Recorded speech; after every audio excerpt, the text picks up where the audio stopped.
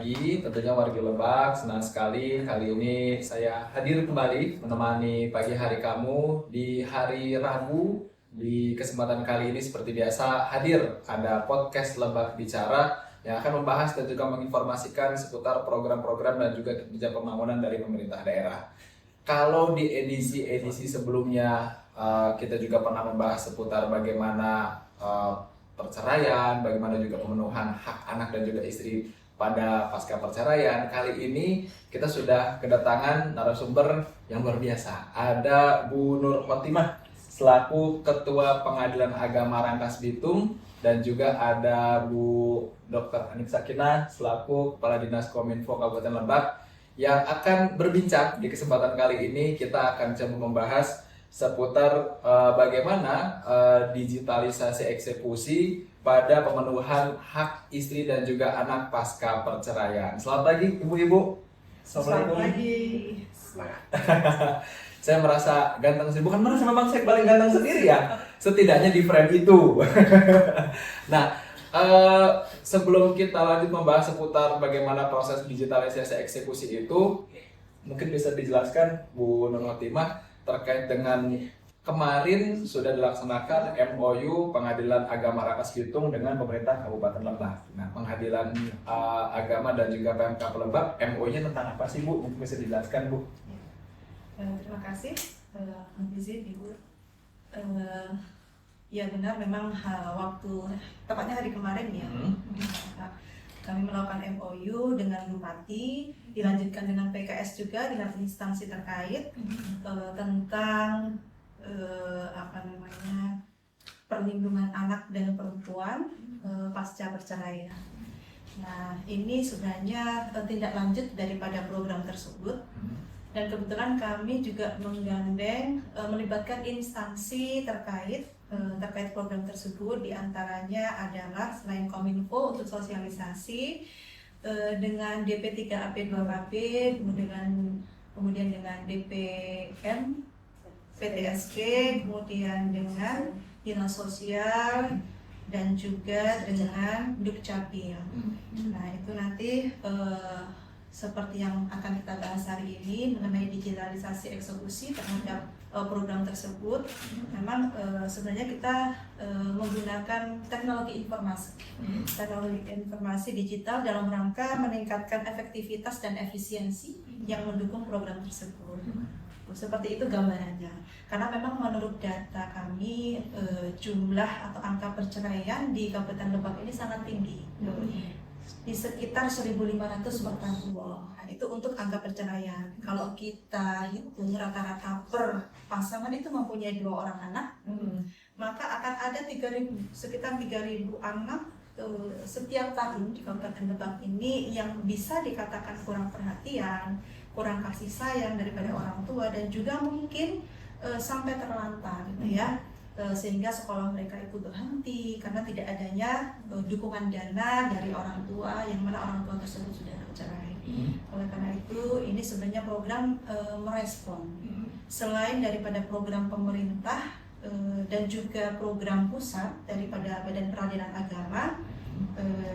Kami juga merespon konsep ini, dan kebetulan ini kita juga studi tiru dari Provinsi Jawa Timur, yaitu di Pengadilan Agama Surabaya yang sudah menerapkan sistem ini. Nah, itulah kita akan mencoba, meskipun nanti di awalnya itu pasti ada kendala, ada perlawanan dari masyarakat, khususnya mantan suami dan lain sebagainya. Dan itu yang harus kita carikan mitigasi.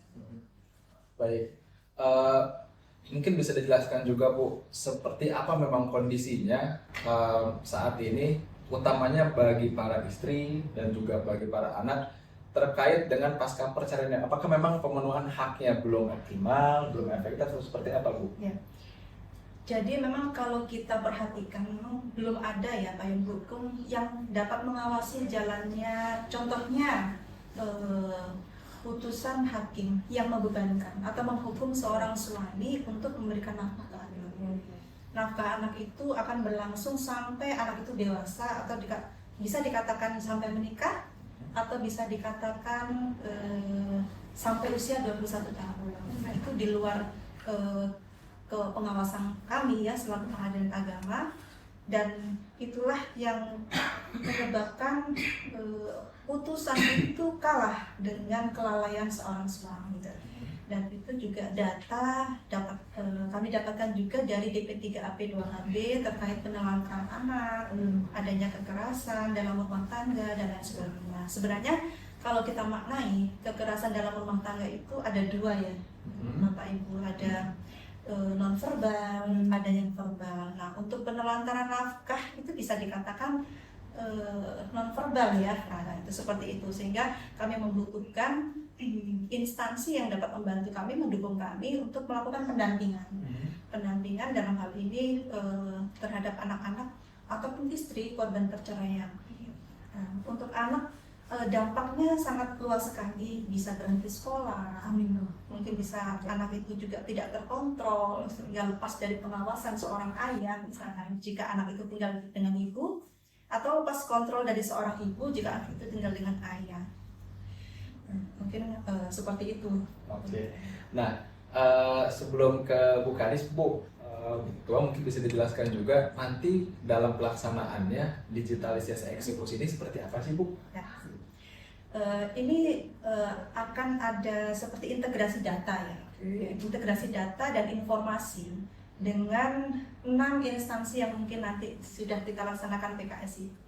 Nanti akan diberikan sebuah user untuk masuk ke dalam sistem tersebut yang bisa mengawasi atau semacam tracking, ya, mengawasi jalannya putusan tersebut. Ya. Seperti teknis anak ya, nafkah anak sampai 21 tahun nanti ada konsep kita akan mewajibkan seorang suami itu per 6 bulan membayar, per 6 bulan, dan itu akan kita masukkan, kita lakukan pemblokiran. Nanti yang bisa masuk ke dalam sistem itu atau aplikasi itu adalah 6 instansi itu, yang bisa dilihat oleh mereka adalah amar putusan. Di situ amarnya seperti apa? Maksudnya amar putusan itu majelis hakim memberikan penghukuman gitu ya, kepada seorang suami itu apa saja, bebannya apa saja, atau kewajibannya apa saja, itu bisa dilihat. Misalkan nanti Kominfo gitu bisa masuk ke situ seperti apa gitu. Oh ternyata seorang suaminya itu si A dibebankan membayar nafkah anak sekian, dibebankan membayar nafkah istri pasca perceraian sekian. Ada juga notif dari kami ketika diblokir, oh ternyata dia belum melakukan kewajiban. Nanti di situ akan terhambat pelayanannya atau ditangguhkan pelayanannya, terutama mungkin di dinas Dukcapil. Nanti seorang suami jika belum membayar atau memenuhi kewajibannya, itu akan diblokir dan tidak mendapatkan apa yang dia inginkan, misalkan mengurus KTP, mengurus perubahan KK dan lain sebagainya. Ini karena memang juga ada dasarnya. Angka perceraian dari 1.500 itu dominasi itu pihak perempuan atau istri. Nah di samping itu dalam proses persidangan kebanyakan mereka juga paling 95% itu suami itu tidak hadir, sehingga mereka tidak mengetahui pembebanan apa atau kewajiban apa yang harus mereka lakukan oleh seorang hakim atau pengadilan agama. Mereka hanya tahu ketika putusan itu dijatuhkan akan mendapatkan pemberitahuan, betul. Satu surat ya pemberitahuan kepada pihak yang tidak hadir bahwasanya isi putusan seperti itu. Kadang seorang suami tidak ada di rumah sehingga tidak tahu, atau dia sudah berpindah alamat sehingga tidak tahu. Bahkan ada yang suami tidak diketahui tempatnya, ada suami. Nah itu juga sasarannya juga ke sana, sehingga tiba-tiba dia mengurus ini terblokir. Oh ternyata istri sudah mengajukan cerai, gitu. Oh ternyata saya dapat kewajiban untuk membayar nafkah anak dan sebagainya. Jadi mungkin masih ruang lingkupnya masih sejauh itu sih untuk untuk yang program. Baik, jadi lebih terintegrasi lagi sekaligus itu tadi lebih mengefektifkan bagaimana hak istri dan juga anak Bu ya pasca perceraian itu. Nah, Bu Kadis melihat satu inovasi, sebuah hal yang wah luar biasa gitu akhirnya. Bagaimana Bu Kadis pendapatnya?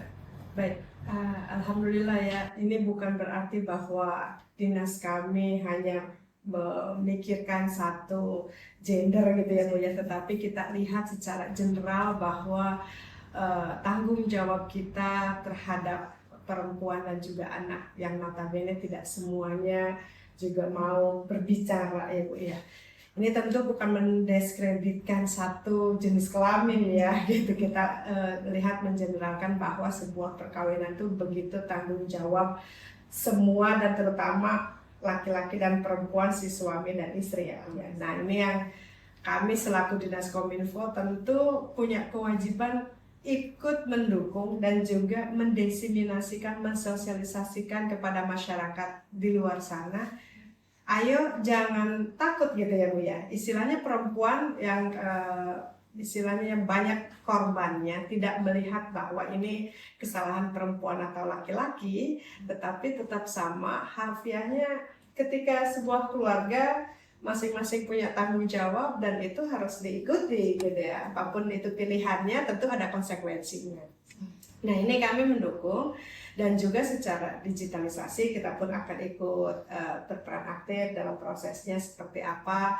Ayo kita sama-sama dukung bersama, bukan mau menghukum ya Bu ya, tetapi meminta tanggung jawab dari sebuah komitmen awal sebuah pernikahan gitu ya Bu ya. Nah tentu jangan sampai utamanya anak-anaklah yang menjadi korban. Nah ini kita lihat bahwa sekarang banyak sekali yang terlantar gitu ya, sekolahnya juga ditinggalkan, mungkin bukan hanya kasih sayang gitu ya, karena sebuah keluarga itu memang cikal bakalnya pendidikan seorang anak.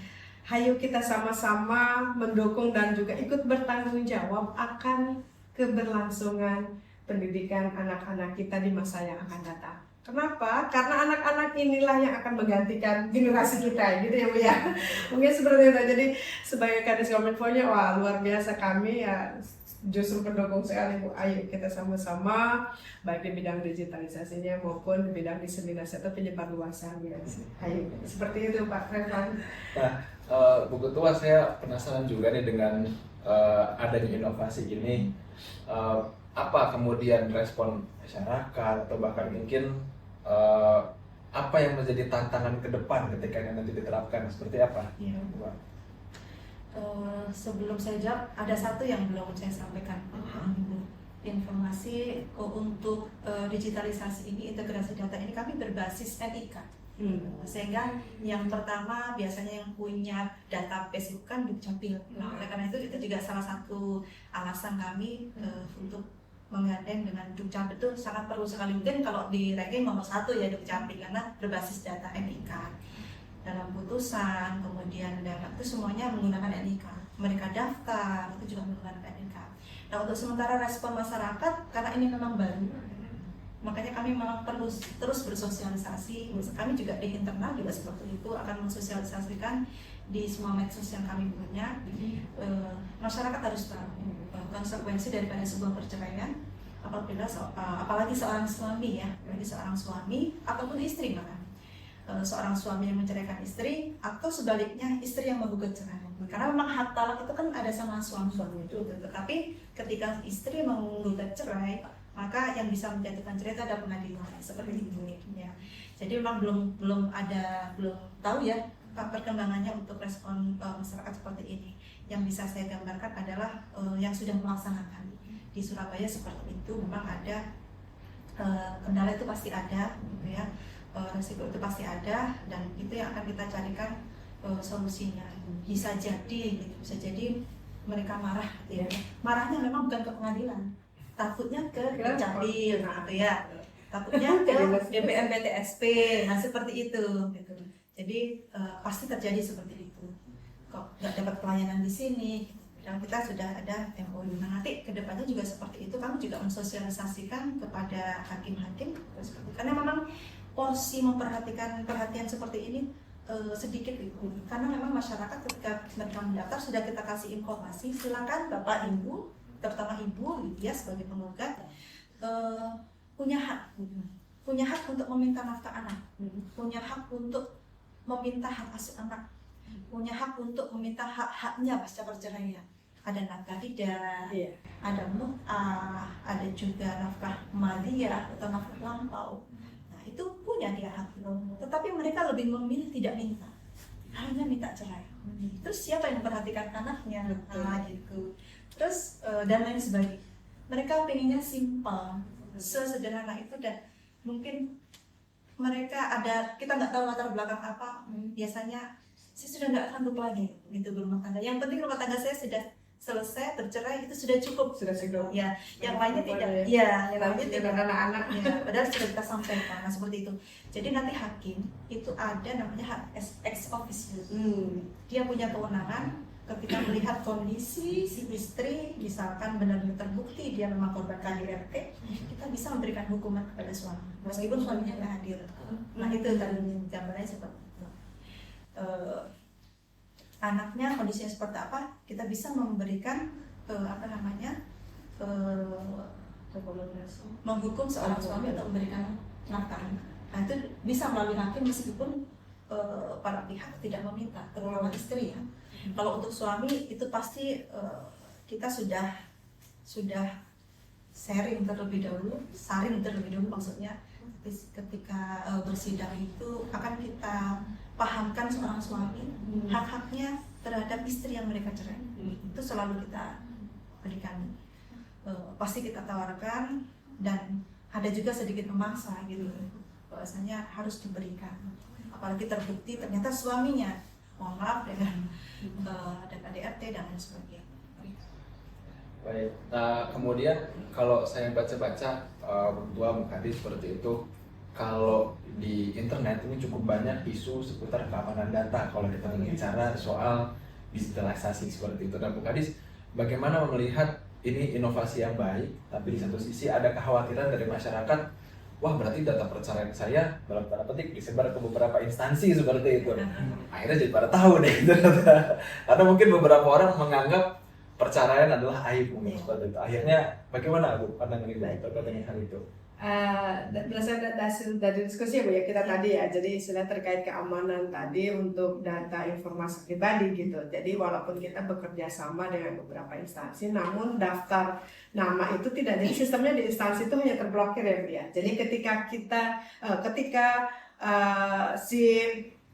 si suami, mantan suami kali ya, jadi si mantan bapak lah ya gitu, karena tadi Ibu sudah menggarisbawahi kebanyakan perempuan tidak mempermasalahkan, begitu baiknya sekali perempuan ya Bu ya, udahlah saya yang penting simple, yang penting saya putuskan cerai. Tetapi anak inilah, jadi istilahnya bapak si anak ini mengakses satu layanan di tadi yang 6 instansi itu yang terblokir, jadi bukan datanya yang disebarkan, data tetap ada di pengadilan. Nah jadi hanya tidak bisa diakses lebih lanjut gitu Pak Revan ya. Jadi ketika misalnya tadi kependudukan mengurus kembali misalnya kartu keluarga atau misalnya memperbarui KTP atau misalnya keterangan yang lain, nah ternyata tidak bisa diakses karena kita kan sistem sekarang untuk kependudukan kan juga sudah terintegrasi ya. Nah di kependudukan itu cuma tidak bisa diakses gitu. Nah ini ada apa? Nah nanti akan muncul warning bahwa di situ ada pernah ada dengan pengadilan. Nah, yang diminta untuk menyelesaikan ke pengadilan agama.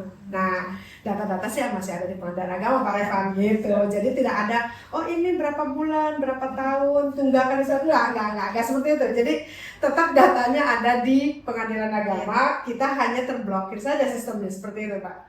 Baik. Nah ini silakan Ibu. Untuk keamanan data, kalau di kami sendiri untuk putusan itu kan memang sudah transparansi informasi ya untuk putusan itu. Kami juga ada namanya direktori putusan. Semua putusan yang sudah diputuskan di pengadilan agama di Rangkas Bitung juga seperti itu update.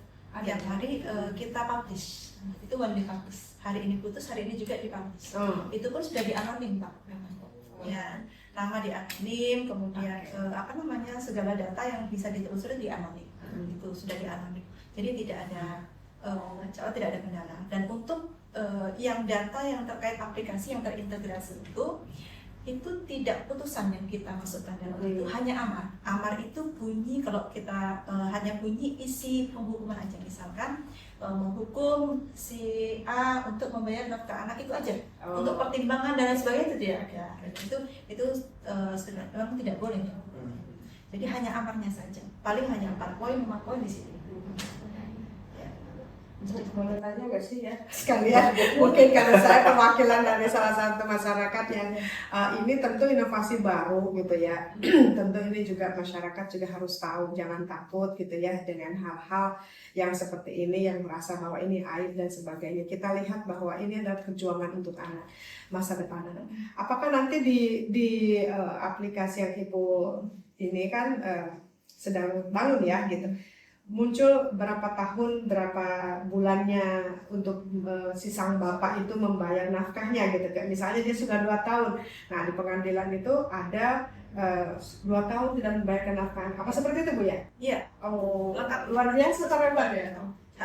Nominalnya ada, dengan menghukum si suami gitu yang belum membayar nafkah idah sejumlah sekian juta gitu, nafkah madia dan juga nafkah anak. Itu nanti akan kita pisahkan mana yang kewajiban berkelanjutan dan yang sudah selesai. Nah, untuk yang kewajiban yang sudah selesai itulah yang menentukan apakah seorang suami atau suami ya tentunya ya itu mendapatkan produk pengadilan berupa akta cerai. Kalau yang mengajukan suami itu gampang, ketika dia ikrar talak, dia berbeda. Untuk proses persidangan atau pemeriksaan perkara dengan yang cerai juga itu berbeda. Kalau si suami itu yang mengajukan, dia ada proses persidangan namanya penyaksian ikrar talak. Nah, kalau kita dulu ijab kabul gitu ya, nah, ini ikrar talak ya. Disitulah harus terselesaikan kewajiban terhadap istri. Kalau anak kan berlangsung sampai 21 tahun gitu ya. Kalau istri kan mut'ah, nafkah, iddah, madiyah gitu ya, misalkan seluruhnya sudah 50 juta harus dibawa hari diserahkan ke istri, hari itu juga bisa mendapatkan akta cerai. Kalau si suami yang menggugat ya, bisa selesai saat itu ya. Jadi istrinya, jadi ketika misalnya mau dia mendapatkan akta cerai si suami, ya selesaikan dulu dengan istri. Kalau anak berarti yang sistemnya berkelanjutan. Oke, siap, paham. Tapi kalau misalkan si suami nggak hadir, artinya ketika dibacakan putusan dan putusan itu sudah berkekuatan hukum tetap, artinya kan akta cerai sudah bisa diambil. Nah, ketika suami datang ke pengadilan, pengadilan akan menginfokan, Pak, bayar dulu kewajiban itu. Bayar dulu, ini ada perintah dari majelis ya untuk membayarkan nafkah idah, mut'ah dan juga madiyah. Jika dia sudah membayar, akan terbit akta cerai. Nanti berbeda itu bentuk putusan daripada istri yang mengajukan cerai dengan suami. Kalau yang untuk di pihak istri yang suaminya tidak hadir ataupun hadir, ada perintah dari majelis untuk menahan akta cerai sebelum melaksanakan kewajiban. Itu beda. Nah, ini kita jadi banyak tahu nih ya. Luar biasa. Secara perceraian, dan itu tadi yang perlu digarisbawahi adalah meskipun prosesnya memang saat ini sudah digital, tapi ada beberapa informasi-informasi yang termasuk mungkin dikecualikan seperti itu ya, tidak dibagikan secara terbuka kepada masyarakat umum seperti itu. Nah, ini obrolan kita sayangnya sudah di ujung waktu, Bu Ketua. Nah, ini saya yakin setelah ini mungkin akan ada edisi-edisi lain, mungkin juga akan menghadirkan Bu Ketua. Tapi harapan dari Bu Ketua Pengadilan terkait dengan inovasi ini, digitalisasi ini, seperti apa untuk masyarakat ke depannya? Harapannya cuma satu sih Pak, untuk tingkat kepatuhan masyarakat, terutama suami gitu ya. Meskipun sistem pengasuhan anak itu kan joint custody ya, suami dengan istri itu memang ada kewajiban gitu. Tapi kalau dalam aturan terutama di kompilasi hukum Islam itu kan seorang ayah gitu ya, itu harus memberikan nafkah untuk anaknya gitu ya. Dan itu harapannya seperti itu, kepatuhannya harus tinggi gitu ya terhadap kewajiban terutama yang rumah tangga yang mengalami perceraian, karena memang sangat tinggi sekali. Dan itu data saya juga tidak tahu kenapa setiap tahun itu nggak ada penurunan gitu ya, stuck di situ gitu, 1.500 di angka seperti itu sampai 2.500. Iya. Baik, kalau dari Bu Kadis seperti apa Bu harapannya Bu? Saya justru malahan sedih ya mendengar tadi 1.500 per tahun perceraian. Begitu berapa anak-anak yang terlantar ya Allah subhanallah. Astagfirullah, mudah-mudahan kita yang hidup saat ini dan yang mengikuti acara ini maupun nanti yang mengakses layanan kita, yuk kita sama-sama kita ikut bertanggung jawab akan masa depan anak-anak, dan kami di Diskominfo saya selaku kepala dinas juga ikut bertanggung jawab atas masa depan anak-anak. Pak Reva ikut juga, hayo tadi kata Ibu bilang kita minim sekali pengawasan terhadap kasus yang seperti ini gitu ya. Nah ini tanggung jawab kita bersama, baik Bapak Ibu yang di rumah mungkin yang memiliki keluarga dan sebagainya, konsultasikan saja dulu ya Bu ya, mungkin ya, ayo kita sama-sama konsultasikan, jangan takut mahal karena memang layanan-layanan ini sebetulnya bisa diakses secara gratis ya. Gitu. Seperti itu sih Pak Revan harapannya. Aduh, ayo anak-anakku sayang, mungkin 20 tahun yang akan datang, mereka lah yang akan memimpin dan juga yang menggantikan kita semua. Kalau bukan kita, siapa lagi yang akan menjaga masa depan? Mungkin itu, apalagi di segi digitalisasi ya, segala pengetahuan adalah di situ. Scroll itu kita bijaklah dalam digitalisasi, lihat sumber-sumber yang memang itu dapat dipercaya. Seperti itu sih Pak Revan. Terima kasih. Baik, jadi meskipun ikrar janji sucinya sudah tidak bersatu lagi, tapi bukan berarti Tanggung jawab juga hilang. Betul, Seperti anak-anak itu ya. itu tanggung jawab Gitu. bersama. Karena ya itu tadi, anak selamanya akan menjadi anak kita. Gitu. Mungkin kalau orang tua bisa lah ya, Ya. gitu. Tapi kalau untuk anak akan selamanya tetap menjadi anak kita, dan anak-anak itulah yang akan meneruskan Lebak, meneruskan Banten, meneruskan Indonesia ke depan seperti itu. Jadi jangan sampai kita menelantarkan dalam hal ini mungkin anak-anak kita, karena bisa jadi itulah yang meneruskan perjuangan kita untuk Indonesia ke depannya. Terima kasih Bu Ketua atas waktunya, terima kasih juga Bu Kadis atas waktunya. Kita akan bertemu lagi di lain kesempatan dengan pembahasan yang tidak kalah menarik pastinya ya di podcast Lebak Bicara. Saya Revan Dika pamit. Wassalamualaikum warahmatullahi wabarakatuh. Waalaikumsalam warahmatullahi wabarakatuh.